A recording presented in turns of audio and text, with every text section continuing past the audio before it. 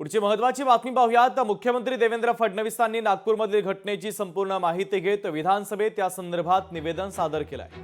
नागपुरातील घटना ही सुनियोजित कट असल्याचं देवेंद्र फडणवीसांनी म्हटलंय। तर या घटनेत 33 पोलीस आणि 5 नागरिक जखमी झाल्याचं फडणवीसांनी सांगितलंय। एका डीसीपींवर तर कुऱ्हाडीनं वार केला असल्याची माहिती फडणवीसांनी दिली आहे। या प्रकरणी 5 एफआयआर दाखल करण्यात आल्याचं त्यांनी म्हटलेलं आहे। दरम्यान पोलिसांवर ज्यांनी हल्ला केला त्यांना अजिबात सोडलं जाणार नाही अशी तंबीच मुख्यमंत्र्यांनी दिलेली आहे।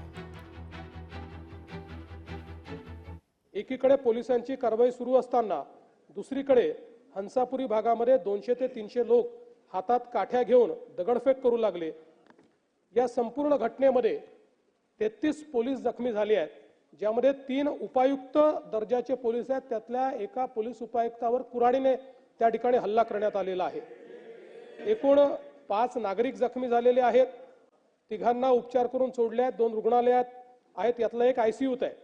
एकूण 3 गुन्हे गणेशपेठ पोलीस ठाण्यात दाखल झाले आहेत। सकाळची एक घटना घडल्यानंतर मध्यंतरीच्या काळामध्ये पूर्णपणे शांतता होती, पण त्यानंतर मात्र संध्याकाळी काही लोकांनी जाणीवपूर्वक अशा प्रकारचा हल्ला केल्याचं या ठिकाणी लक्षात येत आहे। याचं कारण जवळपास एक ट्रॉली भरून त्या ठिकाणी दगड मिळालेले आहेत आणि काही लोकांनी जमा करून ठेवलेले दगड, वरती जमा करून ठेवलेले दगड हे आपल्याला पाहायला मिळाले।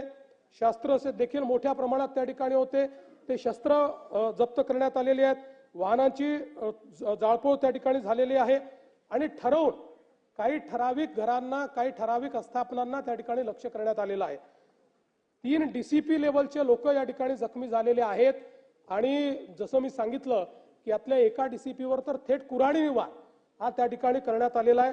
त्यामुळे निश्चितपणे याच्यामध्ये काही ना काही एक प्रकारे काही लोकांचा सुनियोजित पॅटर्न हा देखील त्या ठिकाणी दिसतो आहे। अशा लोकांना त्या ठिकाणी त्यांच्यावर कारवाई ही केलीच जाईल। कुठल्याही परिस्थितीमध्ये कायदा आणि सुव्यवस्था हाती घेण्याची कोणालाही परवानगी या ठिकाणी देण्यात येणार नाही। आणि मी एक गोष्ट स्पष्टपणे सांगतो, पोलिसांवर ज्यांनी हल्ला केला असेल त्यांना काय झालं तरी सोडलं जाणार नाही।